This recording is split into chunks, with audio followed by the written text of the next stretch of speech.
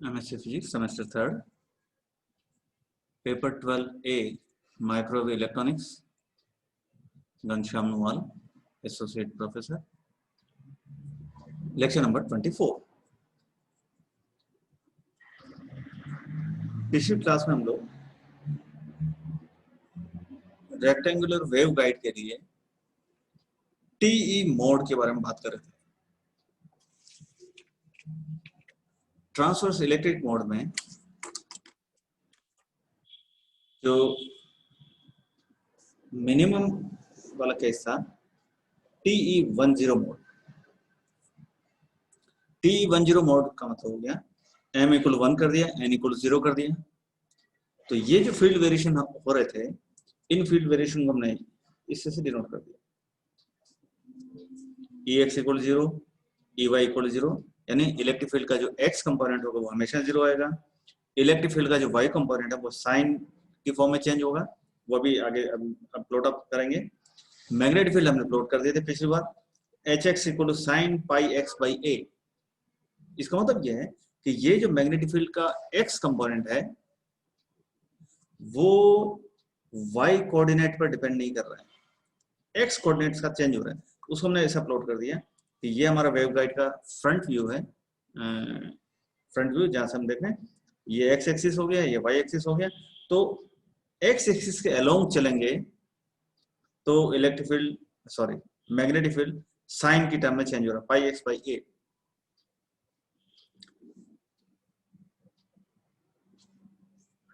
x = 0 कर दें तो वैल्यू 0 आ जाएगा, x = a कर दें तब भी ये वैल्यू 0 आ रही, तो ये वेरिएशन यहां से लेकर यहां तक हो गया। x = a/2 पर hx का वैल्यू मैक्सिमम आ रहा है। hz के बारे में बात करें,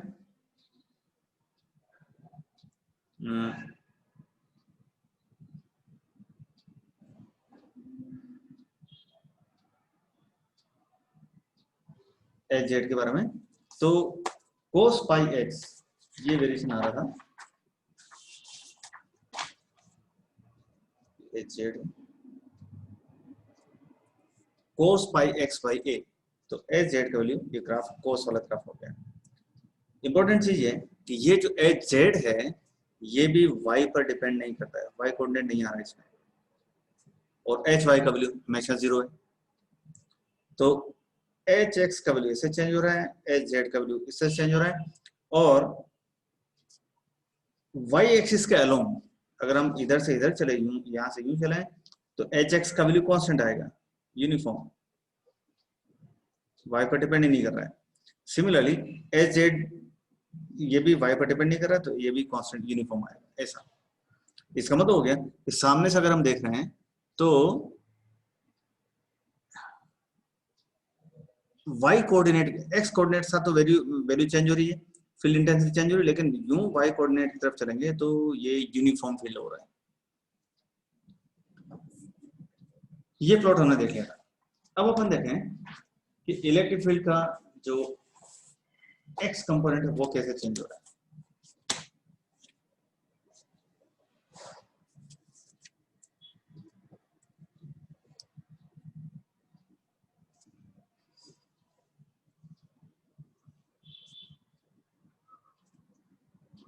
zero, x = a, y = b। Ex का वैल्यू तो 0 है, पूरे यानी इलेक्ट्रिक फील्ड का जो x कंपोनेंट होगा, यानी इस डायरेक्शन कोई इलेक्ट्रिक फील्ड का कंपोनेंट नहीं होगा। इलेक्ट्रिक फील्ड का y कंपोनेंट हो गया sin πx/a। sin πx/a का मतलब हो गया कि ये इलेक्ट्रिक फील्ड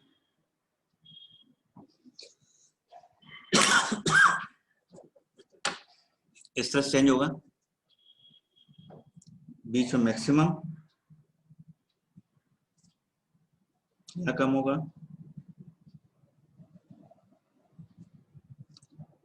एक्सट्रीम पॉइंट्स पर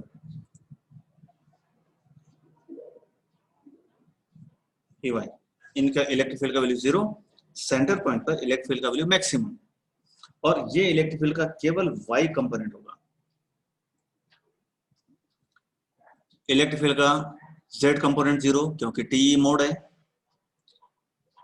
इलेक्ट्रिक फील्ड का जो एक्स कंपोनेंट है उसका वैल्यू भी जीरो, क्योंकि हमने TE10 मोड लिया, तो इलेक्ट्रिक फील्ड का एक्स कंपोनेंट भी जीरो, इलेक्ट्रिक फील्ड का जेड कंपोनेंट भी जीरो, तो केवल वाई डायरेक्शन में इलेक्ट्रिक फील्ड का वैल्यू होगा। तो वाई डायरेक्शन अगर हम शो करें इस डायग्राम में, इलेक्ट्रिक फील्ड को लाइंस ऑफ फोर्स प्लॉट करें, तो यहाँ मैक्सिमम,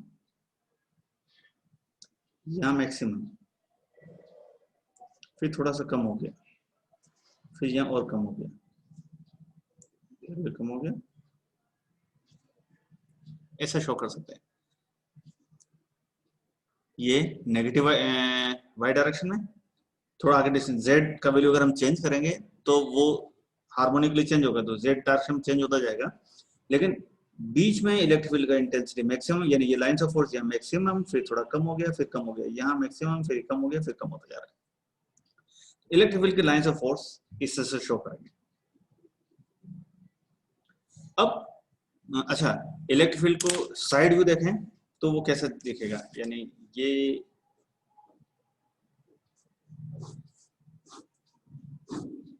वेव गाइड मान लो इस तरह की, ये एक्स एक्सिस, ये वाई एक्सिस, ये जेड एक्सिस हो। इलेक्ट्रिक फील्ड केवल एक्स कंपोनेंट होगा, केवल एक्स कंपोनेंट हो गया, इसका मतलब ये इलेक्ट्रिक फील्ड केवल हमें यहीं से शो, साइड से अगर हम देखें तो हमें क्या दिखेगा, इलेक्ट्रिक फील्ड यहाँ है इस डायरेक्शन में, जेड के अलोंग, जेड एक्सिस के अलोंग भी इलेक्ट्रिक फील्ड का वैल्यू चेंज हो रहा है, तो इंटेंसिटी ज्यादा हो गई, फिर कम हो गई, फिर कम हो गई, फिर ऑपोजिट डायरेक्शन हो गया।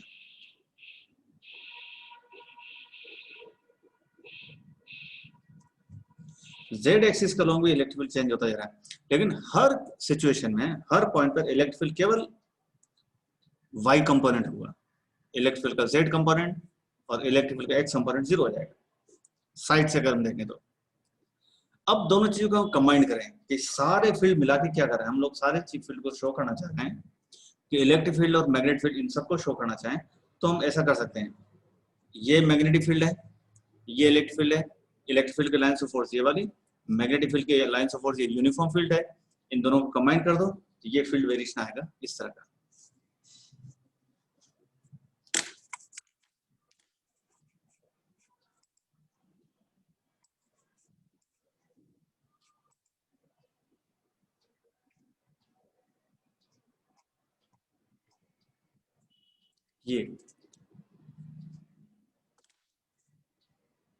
ये x equal to a, x equal 0, y equal to b, y equal 0, यानी इस वेव गाइड को फ्रंट से, सामने से अगर हम देखें तो बीच में इलेक्ट्रिक फील्ड इंटेंसिटी मैक्सिमम, फिर कम हो गया, फिर कम हो गया, फिर कम हो गया, यहाँ आते आते इलेक्ट्रिक फील्ड का वैल्यू जीरो, इधर चलेंगे तभी इलेक्ट्रिक फील्ड का वैल्यू कम होते होते यहाँ जीरो, और वाई डायरेक्शन के अलोंग अगर हम चलेंगे तो वाई डायरेक्शन के अलोंग इलेक्ट्रिक फील्ड की इंटेंसिटी में कोई वेरिएशन नहीं हो रहा है, और मैग्नेटिक फील्ड की इंटेंसिटी ये यूनिफॉर्म फील्ड एच एक्स, ये फील्ड ऐसा चेंज हो रहा है। नेक्स्ट देखो,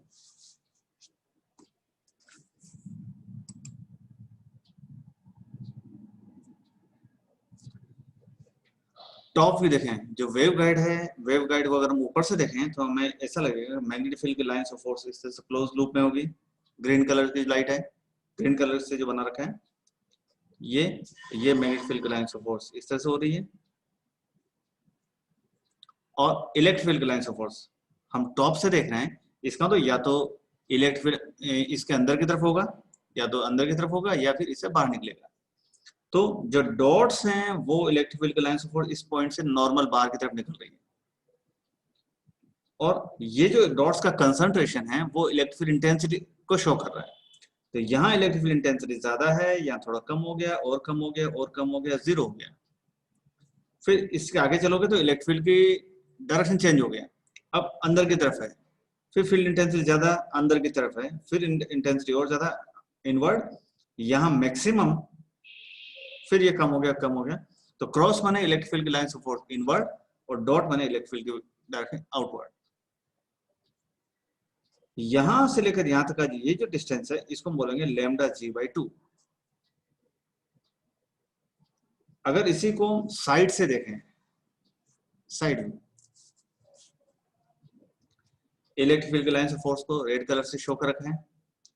ये field intensity lines of force अगर पास पास में है तो इलेक्ट्रिक फील्ड इंटेंसिटी का वैल्यू ज्यादा है, या कम हो गया और कम हो गया, जीरो हो गया, फिर डायरेक्शन चेंज हो गया, या मैक्सिमम इनवर्ड डाउनवर्ड्स, फिर मैक्सिमम अपवर्ड्स। तो इलेक्ट्रिक फील्ड या तो इधर से इधर या फिर इधर से इधर ऊपर या नीचे की तरफ होगी। और ये जो मैग्नेटिक फील्ड की लाइंस ऑफ फोर्स है वो क्रॉस माने इनवर्ड जा रही है, डॉट माने बाहर निकले, तो यहां से यूं चल रही है और ये यूं एंटर कर रही है। ये जो मैग्नेटिक फील्ड का एक्स कंपोनेंट है उसका इंटेंसिटी यहां ज्यादा है, यहां कम हो गया, यहां और कम हो गया, यहां और कम हो गया, यहां मिनिमम, यहां फिर फील्ड इंटेंसिटी इंक्रीज होती जा रही। तो ये डॉट्स का कंसंट्रेशन है वो भी फील्ड इंटेंसिटी को शो कर रहा है। तो ये मैग्नेटिक फील्ड के और इलेक्ट्रिक फील्ड का जो कंबाइंड फील्ड डिस्ट्रीब्यूशन है वो हमने शो कर दिया।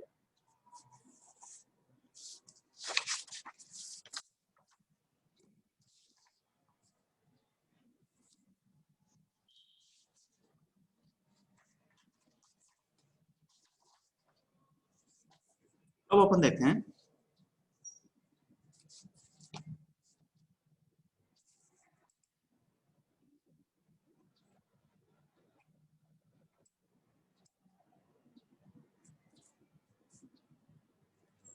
Cut off wavelength.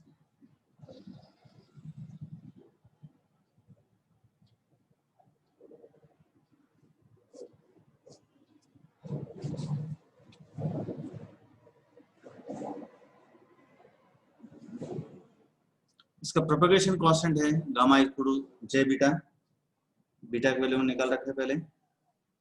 ये m पाई बाई a का square plus n pi by b का square minus omega square mu epsilon.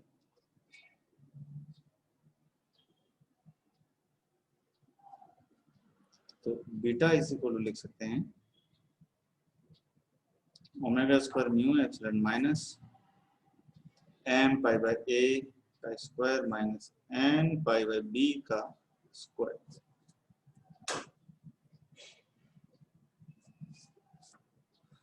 Omega की वैल्यू अगर हम चेंज करते जाएं तो एक पर्टिकुलर केस ऐसा होगा कि उसको कट ऑफ फ्रीक्वेंसी बोल सकते हैं।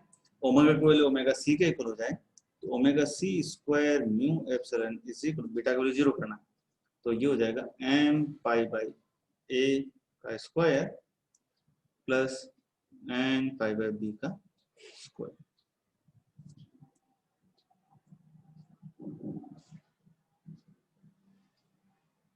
तो ओमेगा सी का वैल्यू हो जाएगा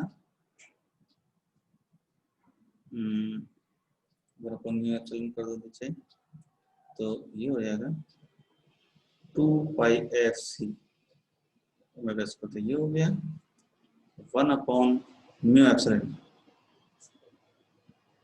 इसका स्क्वायर प्लस इसका स्क्वायर।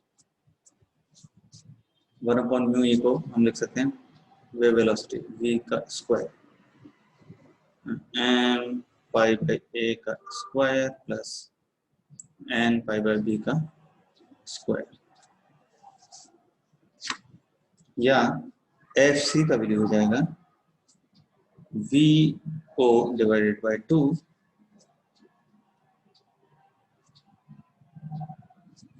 पाई पाई ये हट जाएगा तो ये आ जाएगा m बाई a का square plus n by b का स्क्वायर।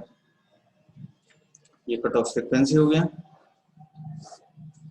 कट ऑफ वेवलेंथ निकालना है तो lambda c is equal to v o divided by f c, तो ये हो जाएगा 2 डिवाइडेड बाय ये स्क्वायर, तो ये पावर 1 बाई 2 आएगा m बाई a का square plus n by b का square raise to power 1 by 2, ये लेमडा सी। तो कट ऑफ ये कट ऑफ वेवलेंथ हो गए। Guide wavelength,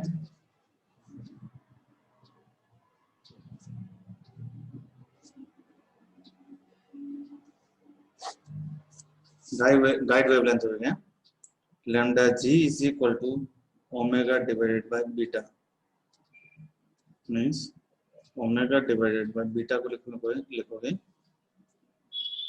omega square mu epsilon minus omega c square mu epsilon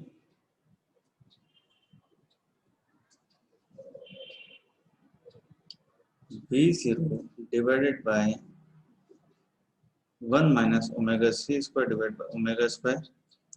omega square common लोगे, omega C by omega और ये ऊपर cancel हो गया, 1/रूट में हुई, ये V0 हो गया।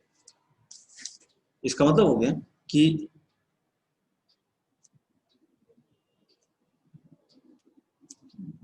ये तो guide velocity propagation with in waveguide, तो Vg का वैल्यू VAO के मुकाबले ज्यादा हो गया। यानी ये जो गाइडेड वेलोसिटी आ रही है, जिस वेलोसिटी से वेव प्रोपेगेट हो रही है, एनर्जी फ्लो हो रही है वेव गाइड के अंदर, वो वेव का जो एक्चुअल वेलोसिटी है उसके मुकाबले ये वेलोसिटी ज्यादा होती है।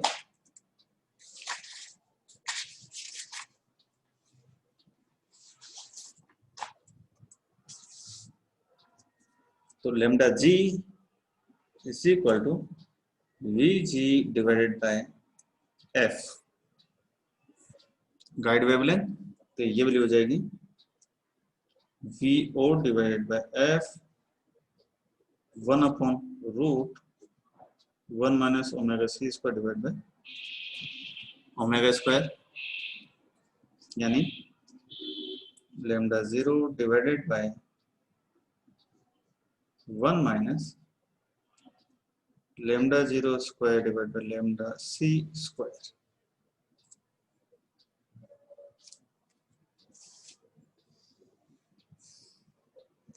इसको सब लिख सकते हैं 1 minus lambda 0 square divide by lambda c square is equal to lambda 0 square divide by lambda g का स्क्वायर, इसको नीचे ले लेते हैं, या 1 lambda 0 square is equal 1 lambda c square plus 1 lambda g का स्क्वायर।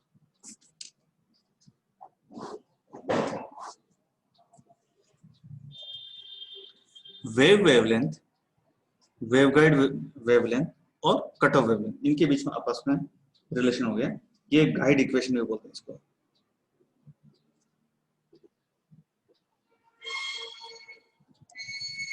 गाइड इक्वेशंस, तो अब ये गाइड इक्वेशंस हो गई। टीई के जो डिफरेंट मोड्स हैं उसके लिए फील्ड वेरिएशन ये कैसे होगा, और cut off wavelength, cut off frequency कैसे चेंज होगी, इसको हम लोग नेक्स्ट क्लास में